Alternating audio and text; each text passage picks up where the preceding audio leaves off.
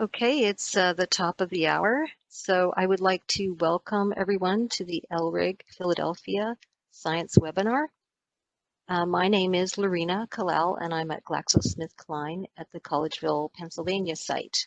I will be the WebEx host for today. Just a couple of notes about the WebEx. The participants are muted, and so we will be using the chat function at the end. Please find that chat button in the participant. If you click on the participant button at the bottom right, and please send the questions at the end of the presentations, please send to all panelists. We will have a panelist read the questions to the presenters. Of note also, we will be recording the session for future viewing. With that, I would like to hand things over to the chair of the LRIG Philadelphia chapter. Over to you, Rodney.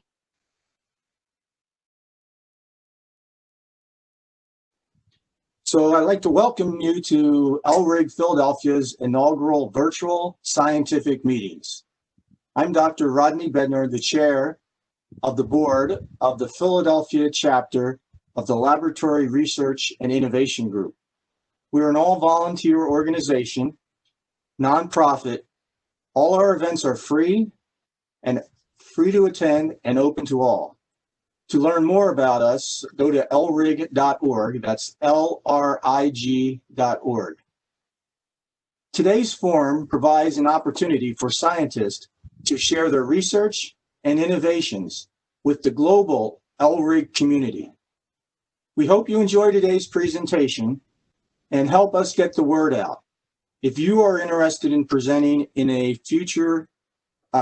or organizing a future scientific presentation, email your proposal to talks.phl@lrig.org.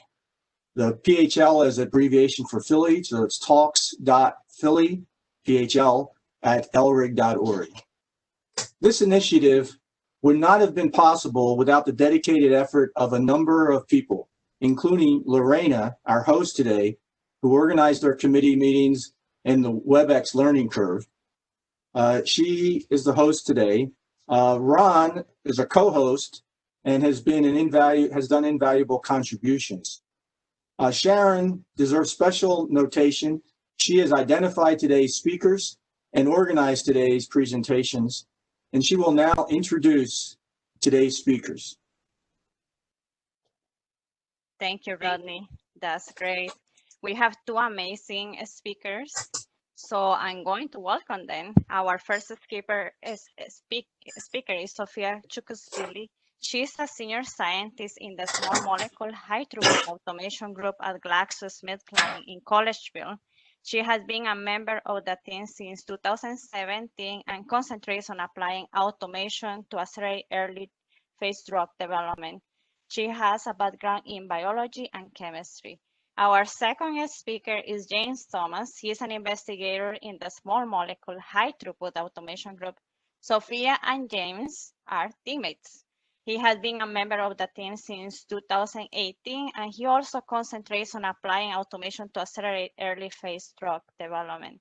He has a background in biomedical engineering and materials engineering.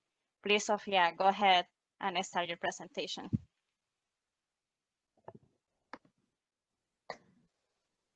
Hi, everyone. Thank you for joining us virtually today. James and I are really excited to be presenting for LRIG this year, and we will be presenting on the ways automation has enabled us to accelerate the pharmaceutical pipeline from pre-candidate selection, which is first time in human, to late-stage medicinal development and optimization. I'll start by introducing our lab, all of our equipment and capabilities, and then we will break into Project Direct case studies and how we apply those capabilities. Here at GSK, we have significantly expanded our automation space in the last 5 years, taking our group global with over 1,500 square foot of lab space, and that includes a growing team of 13 full-time scientists, 2 rotating students, and 1 contractor. And overall, that is $15 million invested in automation. And that happened by working with multiple partners across the business to cover a multitude of projects. And again, we have achieved this by proving resource savings and the efficient solving of problems via a metrics-based approach.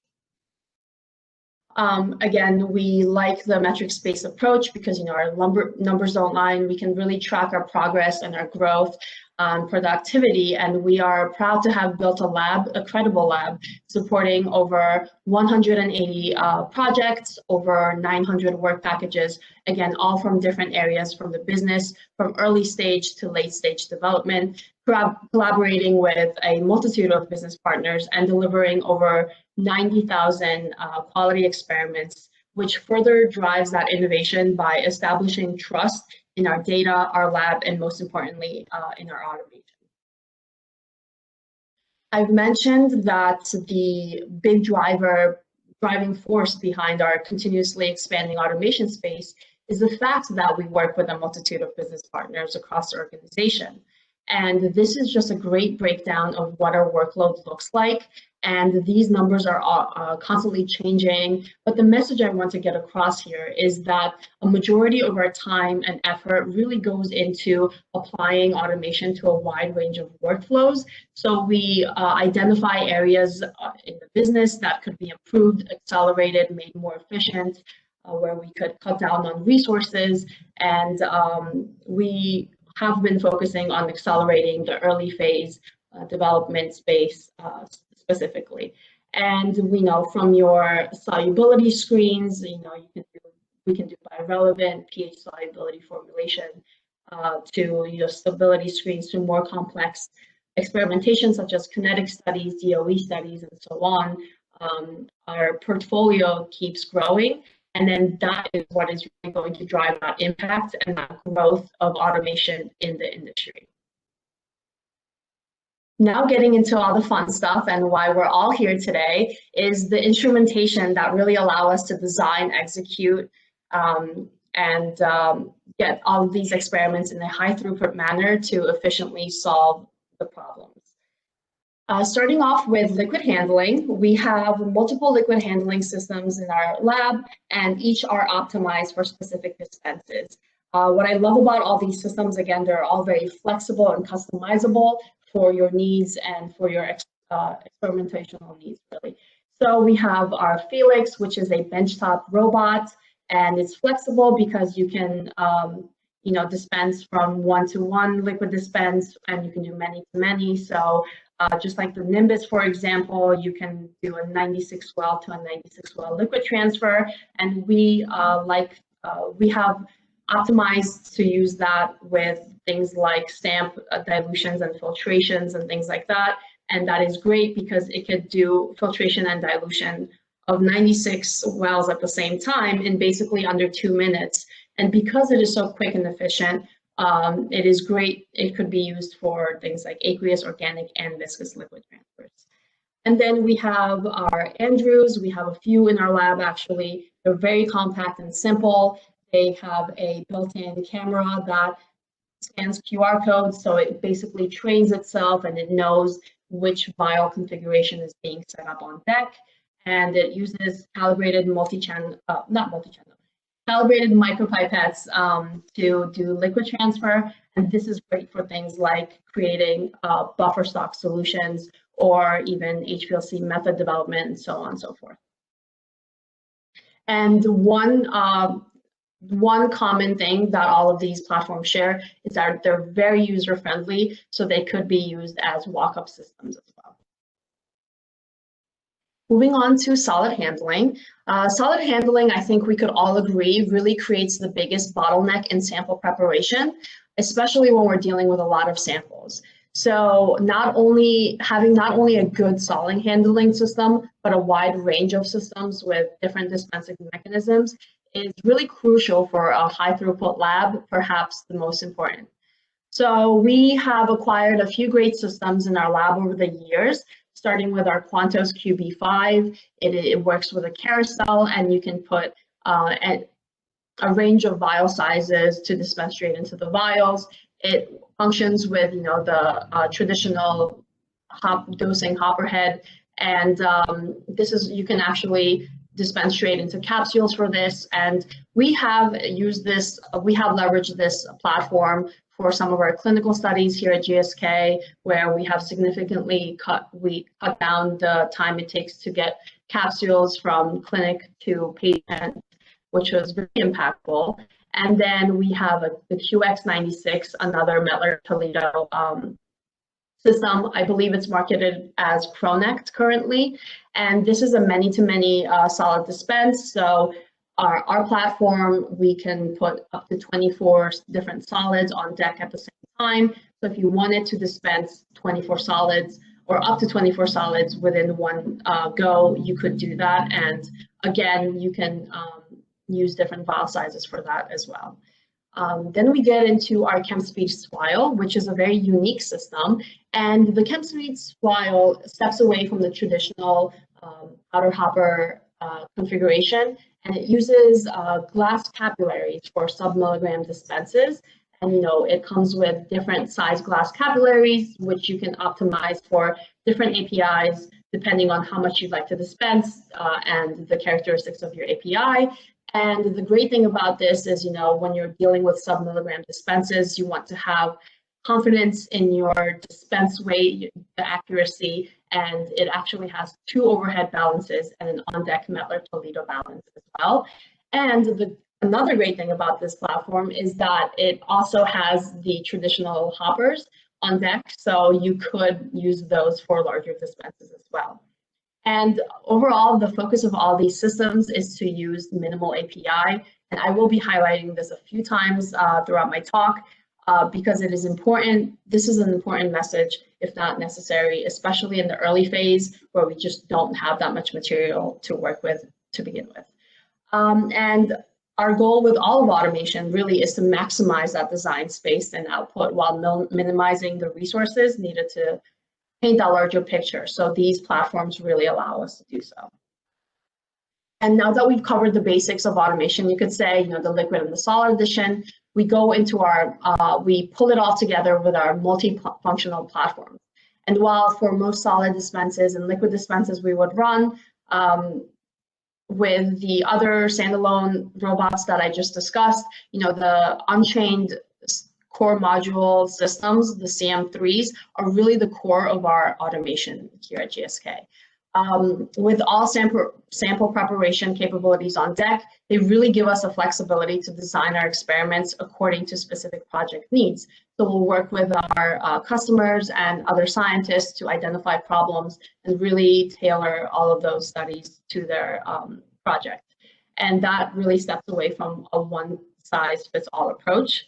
And then we have 3 pre-formulation modules, the CM3s, and they're great because you have the solid dispense capability on deck, you have weighing, you have liquid transfer, 2 types of liquid transfer actually. You have heated piercing needle tip transfer, you have PDT liquid transfer, and then also vortexing and magnetic stirring capabilities on deck. And those bays are also temperature controlled. So you can do thermocycling or anything like that.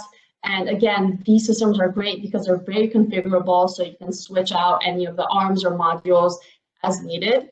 And that takes us into our biopharm modules, which is essentially the CM3, the pre-formulation CM3s, except they have some added features to it, such as a visual inspection station, a viscometer, some high-throughput pH probes, and that is great for things like buffer exchange and so on and so forth. And then I would say our most complex platform would be the OSR. OSR stands for Online Sampling Reactor. And that is what basically a pre-formulation CM3 inside of a glove box and with a 8-well reactor. And the great thing about these reactors are, as you can see on the picture on the very right, they're 1 to 25 ml working volume, and you can independently control the temperature and the pressure for each well. And these are great for things like kinetic studies, and impurity monitoring, DOE studies, and so on and so forth. And now we're getting into our analytical space. Because of the biggest advantage of automated platforms is that it frees up the manual efforts and times of the scientists, we can really focus our time and expertise on the analytics. So to make things easier for us, we have integrated our analytical platforms to fit the high throughput configuration of our systems. So we know we can take our 96 well plate straight from the CM3, for example, after we've done all the incubation, stirring, filtration, dilution, and we can place it directly on our HPLCs or on our Raman platforms and run analysis without the need for any further sample transfer or anything like that. And to take this even further, we have integrated the Automation Studio software to other analytical software such as ChemStation is what we use. So we can run these so-called libraries, which are basically, project codes, protocol numbers, identifiers on the robotic platforms and on the analytical platforms so that everything is stored under that number under one collective RAS server. And we are also using other programs such as Spotfire to really help us organize, store, and visualize this high amounts of data. Now, I wanted to present this nice timeline progression of the pharmaceutical R&D because I can easily paint the impact automation really has on that pipeline. As I mentioned previously, we support testing from drug discovery, which is very early phase, to late stage assets that have passed clinical trials. However, as a core center of automation at GSK, this wide range of impact is really necessary to increase and widen the automation space in the company and in the industry. So my case study today that I will be discussing focuses on that small but crucial space between drug discovery and the preclinical space we call candidate selection. During my time at GSK, I have really focused on applying automation to the space to accelerate compounds coming in from discovery to be candidate selected and then move on to first time in human studies. So what is pre-candidate selection? Pre-candidate selection is approximately a 6-month internal review process driven by discovery and what we call developability of the drug substance. That includes lead optimization. So lead optimization is basically when we take a few molecules from the same series and the aim is to select one of these molecules. And because GLP tox, for example, is a defining study in candidate selection and some of these molecules might fail, we always like to include backups, so those are selected as well. And at this stage, material is very scarce and automation, again, really enables us to get as much data as possible from the least amount of material. In terms of testing, drug discovery usually has an idea of the effective concentration of the API, so like how potent it is, and then they'll get the PK output.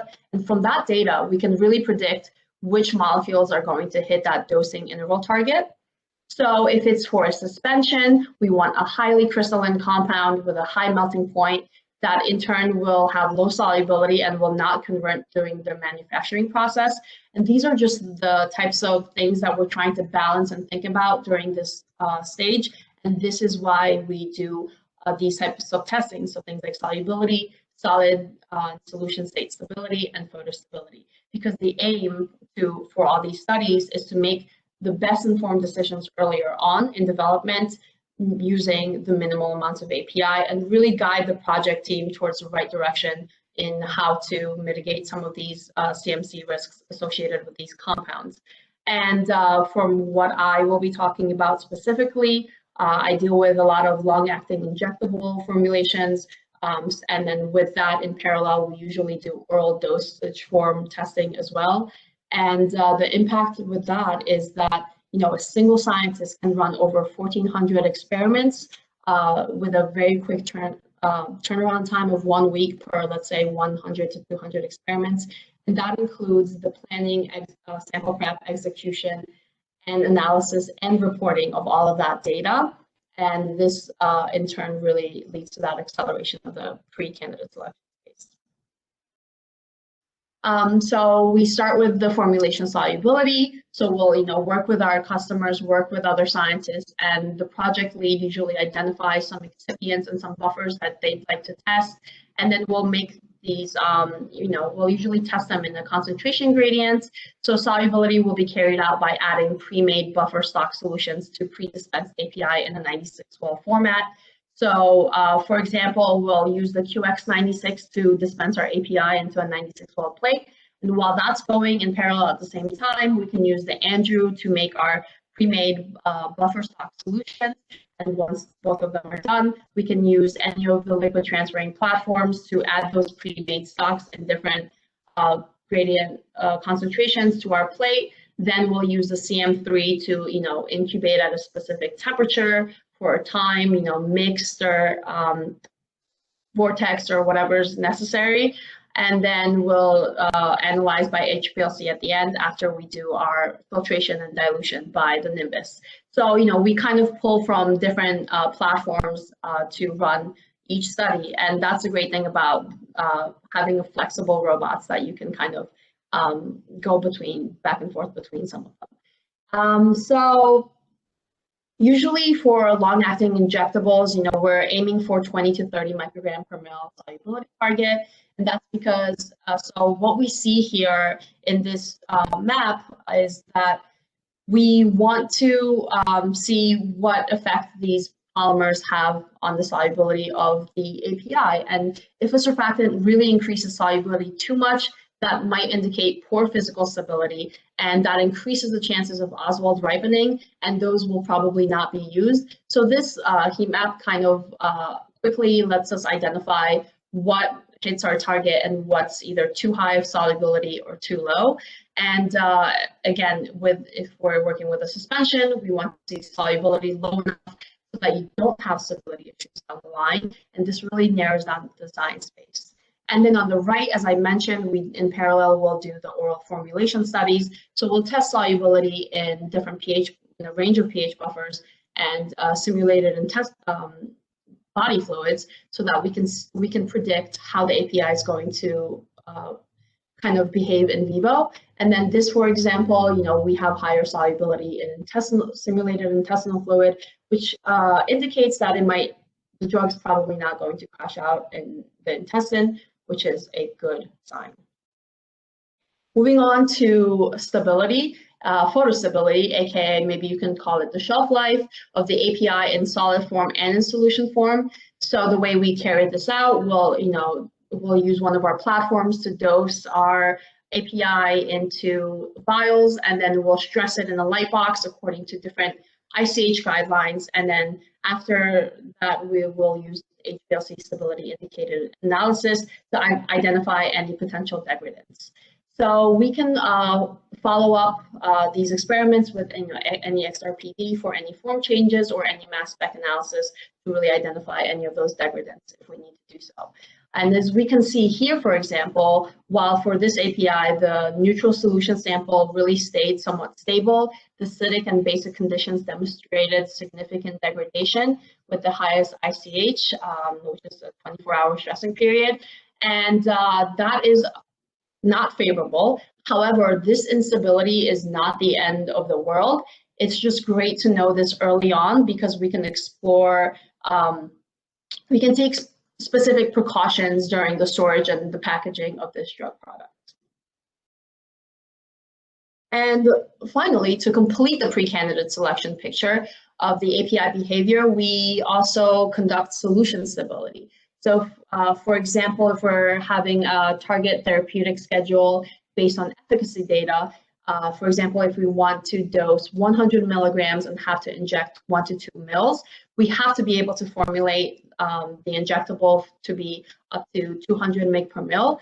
And running solubility with solubilizers and these stability studies really tell us if this formulation is going to be feasible and gives us a rough picture of the physical and chemical stability of the compound. And when stability is carried out according to ICH limits, we're looking for any impurities over 0.2%, which is we're trying to avoid, because anything over 0.2% has to be qualified through a toxicology study, so we prefer to keep it under this limit. And as we can see here, the FESIF and the higher pH buffer, we saw significant degradation. So these are going to have to be further investigated and identified for degradation. This might indicate that there's going to be some problems in vivo, and that we can explore later. So really, with the whole pre-candidate selection work packages, what we're trying to do is balance that safety and in vivo performance.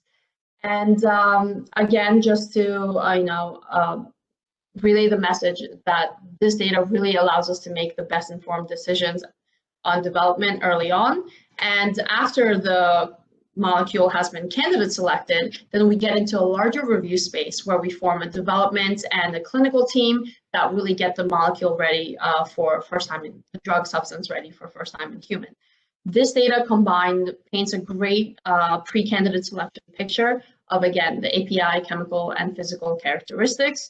And in conjunction with other testing, such as version and form, compounds can be accelerated to reach that candidate selection milestone quicker. And in turn, we'll get into the first time in human testing faster as well. James is an expert in this area, and he has really brought his background to automation and has been really allowing us to better apply our capabilities to this space. So he will now delve into the other investigations that are necessary to complete that path from pre-candidate selection to candidate selection. So I'm going to pass the ball to James. Good afternoon, everyone. As Sofia mentioned earlier in her slides, our group has developed several automated workflows that enable us to conduct high-throughput experiments. So here, I will present to you an example of a version screen study that our group conducted earlier this year. I will also briefly describe the steps involved in this workflow to give you a better picture of how we use our robots and instruments. Okay, so in this particular example, a GSK compound is identified as a viable pre-candidate, and the project team would like to progress it forward. However, the compound is characterized to be amorphous in nature and therefore expected to be challenging to develop in its current state. Our automation group conducted a version screen on this compound with the goal of identifying crystalline solids that are suitable for development. The main components that go into our screen design includes the selection of counterions and solvents and the various modes of crystallization, and any characterization of the data that results. The key automation methods that are employed involve solid and liquid dispensing, automated characterization, and data analysis.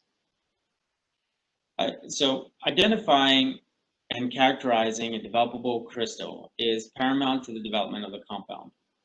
Our workflow enables us to complete a crystal screen in less than about 4 weeks' time with about half a gram of material. And we're able to do this in a cost-effective way since all resources that are employed are internal. Our crystal screens are able to make a significant impact on the project that enables early identification of particle formation conditions, polymorph control strategies, and more importantly, we're able to leverage our automation platforms to accelerate the progression of compounds to candidate selection. In this slide, I will walk you through our typical workflow on a version screen. Our screens always start with a customer request, and we have built an internal system in which our customers can submit an electronic request that helps us track and initiate our work packages. We will discuss with our customers on the design of the screen, which is usually tailored to be compound specific. Once we understand the needs of the customer, we will use the Library Studio software by Unchained Labs to electronically design the experiment. In here, we specify instructions that we will later use on the CM3 robotic platform. Initially, a 96 well plate containing 1 ml vials are dosed with solid compound using the Quantos QX96 by Mettler Toledo. We heavily use the QX96 over the CM3 robot for solid dispense, as it is more tolerant and robust in handling difficult powders, especially at low dispense quantities. So at this point, after we dispense powder into our 96 well plate, we also insert Teflon coated microstar bars into the well plate using a handheld dispenser.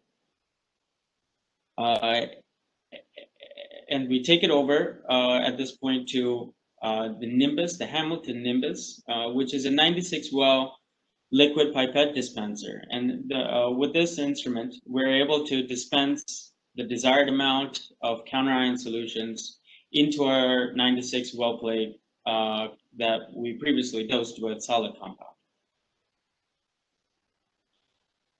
The compound that's in the different wells on the 96 well plate is allowed to react with the counter-ions that we dosed for about an hour.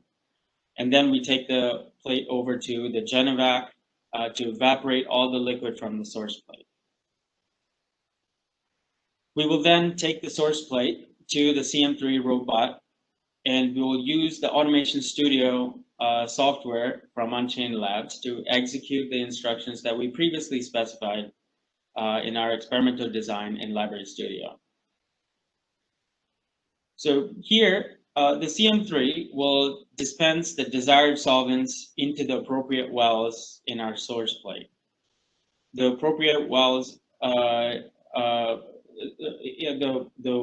intended wells will get the amount of solvents that are necessary, and then we'll take this plate onto another deck on the CM3 platform where we can thermocycle it between 5 and 40 degrees Celsius along with magnetic stirring for about 3 days' time. So the supernatant and residual solids in the source plate are separated by centrifugation and filtration into separate specialized well plates designed for crystallization studies. These well plates, now containing residual solids in one and supernatants in the other, are allowed to evaporate. Once the samples are dry, they're analyzed and sequenced by our microscope, and then we send it over for Raman spectroscopy, and later we conduct we send it over for X-ray diffraction on the samples. All of these experiments we are able to conduct them in an automated fashion, just as the 96 well plate format. Okay, so the X-ray and Raman data sets that we're able to obtain, we'll import that into another software suite called Spectral Studio. It's also a software suite by Unchained Labs. And this software helps us to automatically identify unique crystal patterns by analyzing data sets using an appropriate sorting algorithm. The output from this analysis identifies potential crystalline hits that are targeted for future studies in other experiments. Shown here is a snapshot of the counter-ions and solvents that went into the screen design in this example. The counter-ions were added into columns on the source plate, while solvents were added into rows. Special consideration is given to the selection of solvent types and counter-ions with respect to the property of the compound.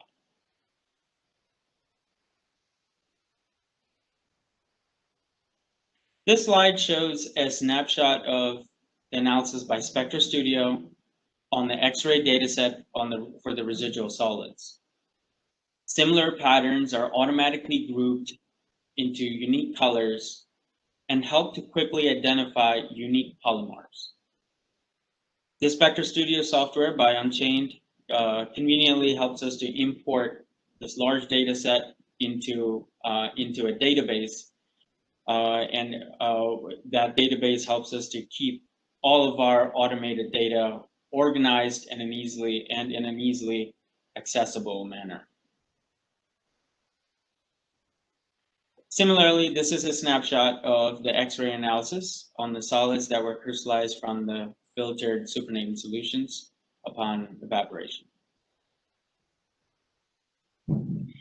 So in this example, the screen produced 7 unique crystalline patterns from about 196 experiments that involved unique combinations of counterions, solvents, and crystallization modes. Many of the hits were produced by multiple solvents, which can help optimize solvent selection and conditions for particle formation during the manufacture of the compound. An overlay of the XRD spectra on the crystalline hits are shown here. In this overlay, it helps us to visually gauge the crystallinity of the hits just by looking at the diffraction pattern, and it helps us to prioritize which samples to pick out or which of the crystalline hits to pick out for further study and scale up. So in this particular example that I'm discussing, a few of the solids were selected for thermal characterization by DSC. Small quantities of dried solids that were produced by the screen were extracted for testing.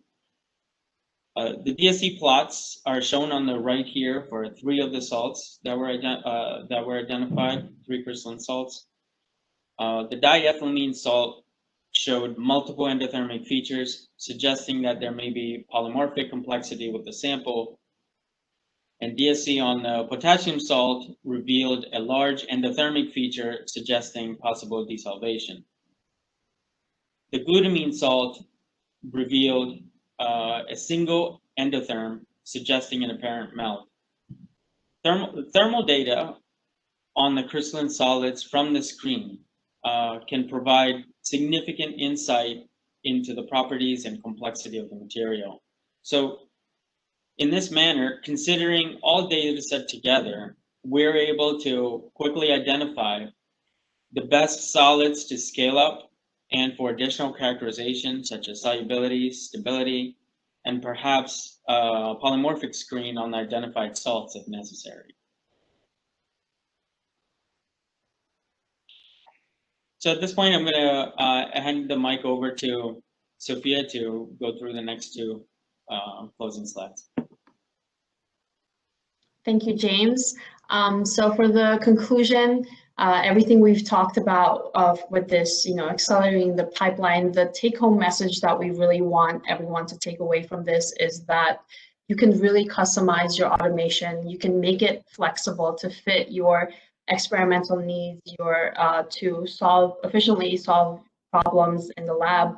And it really enables us to maximize that design space while minimizing the resources needed to get there, and allow us to make the best informed decisions as early on as possible, and if needed at any time throughout the pipeline. And everything we've talked about, accelerating the pre-candidate selection space, really ultimately leads to getting the quality medicine to patients faster. You're accelerating your first time in human studies, and it just has a chain reaction. So overall, to get into like the logistics and the details, we can screen different polymers, 8 polymers, for example, at different concentrations in triplicate samples in a 96 well plate. And with a very low amount of API that's used. And that is very impactful because from that 96 well plate, we can get a large data set and we can really paint a nice picture with just one plate. And the project turnaround with that would be, very quick.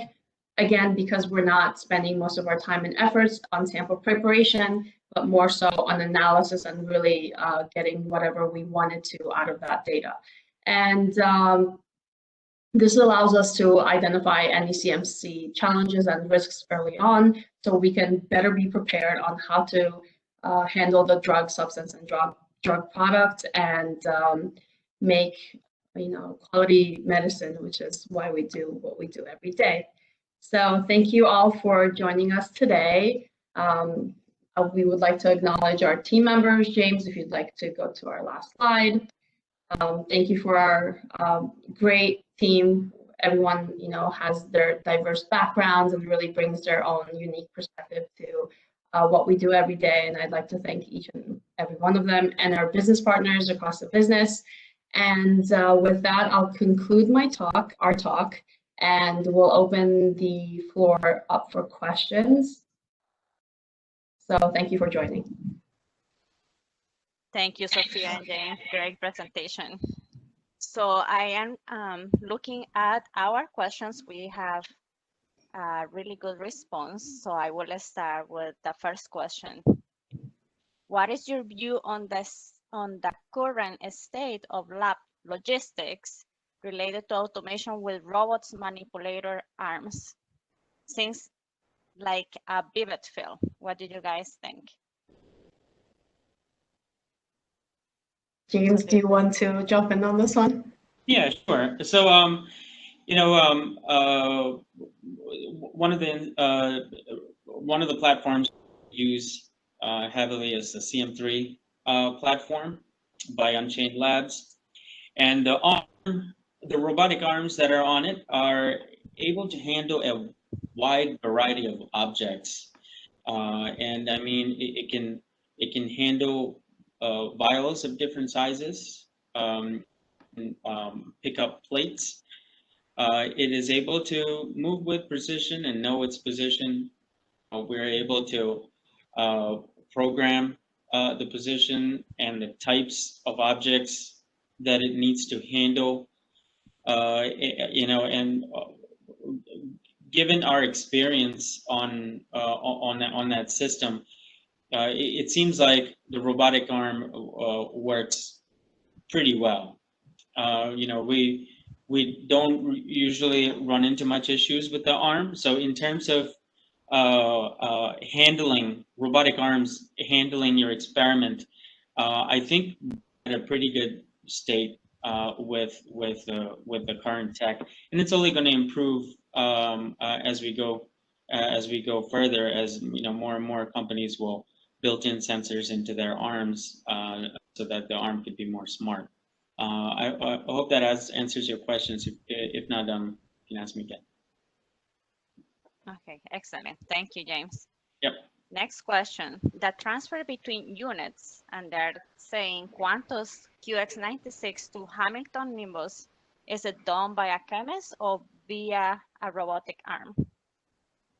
So you have the option to get specific robots that can, I guess, just transfer one sample from one unit to the other.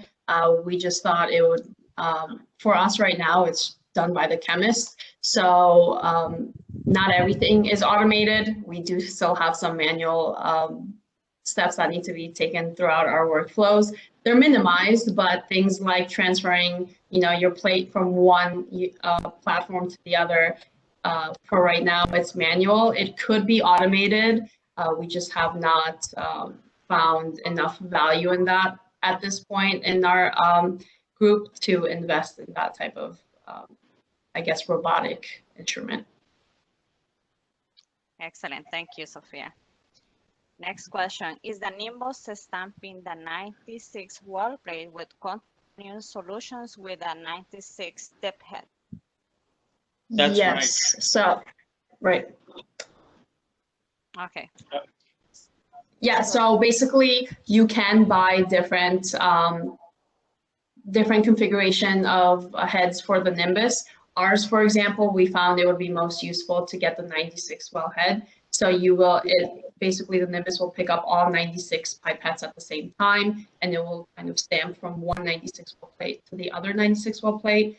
I guess the challenge with that is that, you know, if you only have a 96 pipette channel head, you can only move from one 96 well to another 96 well plate. However, again, you could add more and you could configure that as well. Okay. Let me see. So I if like you this were- question. Yeah, this is a good one. If you were starting a new automation lab with limited funds, what would be the first instrument or piece of automation equipment you will buy? This is an excellent question. I like it. Yeah, I think James can chime in on this and really get your view on this as well.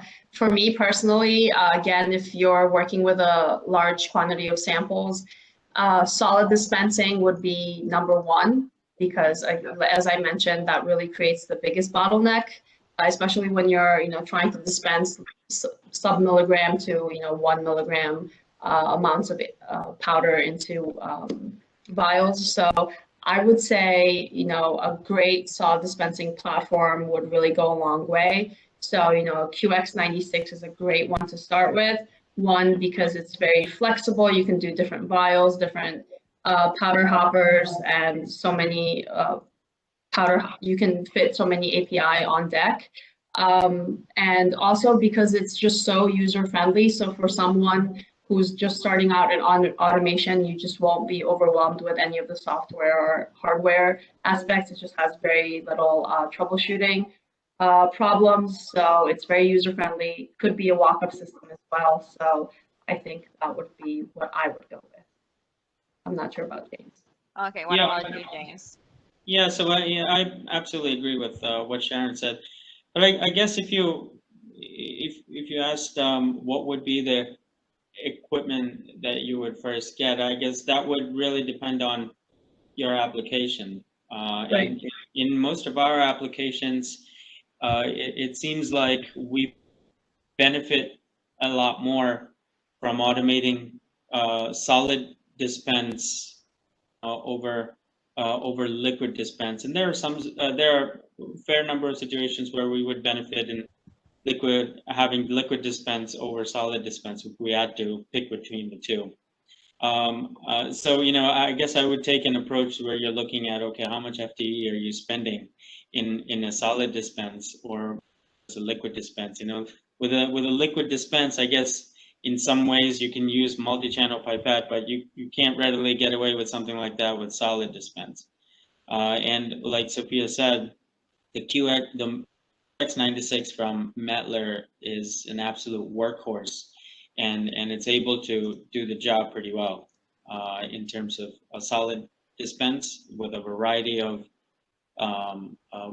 solid types and ranging in, you know, milligram quantities to gram quantity. Okay, excellent. So another question, do you ever transfer fewer than 96 wells or 8 columns from the QX96 to the Nimbus? If I'm interpreting that correctly, basically, let's say we're using a 96 well configuration plate. However, we're only, you know, using half of it. So we can do that. It's just with the Nimbus specifically, it has to be in that 96 well plate configuration because that's just how the tips are set up. So you could do half the plate. And, you know, if you wanted to cut down on, you know, the tip, use it like wasting tips, for example, because you don't need to use all 96. What you could do is you can like remove the columns that you do not need and just leave the ones that you need. That makes sense. Like just leave 48 tips in there instead of 96, and then it'll just use those tips to do the transfer. And that should not really mess with the accuracy of your dispense. So you could do that. But again, the way we have it set up, while on the QX96, you can have a 48 well plate, you can have, I believe, 24 well plate, a 96 well plate. The way our Nimbus is set up, it's 96 well only. Correct, yeah. Okay, thank you. Another question, did you see advantages integrating flow chemistry into your robotic workflow for high throughput screening analysis? Say that again? Did you see advantages integrating flow chemistry into your robotic workflow for high throughput screening analysis? Yes, I'm not sure if we can readily do that with the robots that we currently have at the moment, but I certainly do think it will be advantageous to use automation tech for automating flow chemistry, especially being able to miniaturize it. Okay. Another question, are all plate transfer between devices done manually? Yep, so this goes back to the whether we have a robotic arm that transfers plates back and forth, or whether we do it manually. And at the point we are right now, we're doing it manually. It's just a small manual step. However, perhaps in the future, if we find value in doing that, then we'll definitely invest in one of those transfer robots. Okay. People is asking, can we get a copy of this presentation? It is great, a straightforward summary of the processes involved. So really people enjoyed your presentation. Thank you. Thank you for the time. Yeah. All right. I also have a question for you guys, because when we were talking about the question related, if you have like a bit budget to buy like an automated equipment, you guys concentrate in powder dispensing. What about liquid dispensing? What will be like a robot that you will get for liquid dispensing if you don't have like a lot of money, or you want to do it like user friendly? What do you guys think you will suggest? Again, that also depends on the scale of your application. You know, a simple robotic platform that we have that is small and works really well is the Andrew robots. You know, it's a platform that has an arm that will go grab an appropriate pipette. It has systems on there where it can look at the bench that it's working on, identify different plates or substrates, where to aliquot from, where to dispense into, and it can automate the whole thing for you in a very small footprint, and you know, with a low overhead compared to the larger CM3 that we discussed. Okay, what about you, Sofia? I mean, you know, we're all big fans of the Andrew. Relatively cheaper than the other robots we have. It is very user friendly and it's very straight to the point. I mean, for someone starting out in automation, it's less intimidating, and again, you could apply it to many workflows. However, if you want something a little more involved and complex, there are more things other than the Nimbus. Like, for example, you don't have to invest in a full Unchained CM3 robot. They also have basically half of that with just liquid dispensing capabilities. So you could, I forgot what it's called, not the Protege, but the Junior. It's called the Junior. And it's, you know, you have just liquid transfer capabilities on deck. And the reason I like those is because they're very configurable. So, you know, you can add the type of dispensing mechanism that you'd like, or whatever works for you. You can add the surveys that are, you know, like temperature controlled as well. So you can really customize that to your needs. And then, you know, again, like James said, it really depends on your application. And then things like the Nimbus, if you're doing a 9612 plate testing often, and you're doing, you know, you need to do filtration and dilutions often, and that just significantly is just such an efficient liquid transferring robot, because you can do all of that within minutes. So that is what I would recommend. Okay, I think we have time just for one more question. The workflow generates a lot of high quality data. Are you leveraging machine learning to help alleviate the chemist's time to review results? Yes, so I believe some of our automation data has been previously used in machine learning applications. I think we're in the beginning phases of utilizing more of our data for modeling, machine learning, etc. So yes, that is something that we are actively looking at, and our data is being used. So we expect to be doing more of that in the near future. Yeah, and then we also have tried to kind of streamline all of the data that we generate into, store everything under one server and then under one library number, one protocol. And then we have, as I mentioned, applied programs such as Spotfire to really pull from, straight from our HPLC data and kind of organize our data and store our data and visualize, help us visualize all that data in a more efficient manner. So I think that there is a lot of growth to be done in that field, but we are taking steps to, improve that process. Excellent. So that is it for now. I would like to know, Lorena, if you would like to add anything to finish this webinar? Just to thank the speakers so much, and Sharon for being a panelist, and Ron and Rodney. So I'll just hand it over to Rodney to do closing comments. Thank you, everyone. Thank you. Thank you all for joining us on our inaugural virtual scientific meeting. I would like to, the slide that was up gives you further information that was part of my introduction for those who basically checked in a little bit late to getting into this meeting. I would ask that if you had any difficulty logging in, that you send me a message to give me some details about the difficulties. When you do log into the WebEx events, there, after putting your name and email addresses, there is an option to join via the web browser. If you do that, then you have to click on the little telephone icon to tell you to pick how you're going to listen to it from the audio on your computer.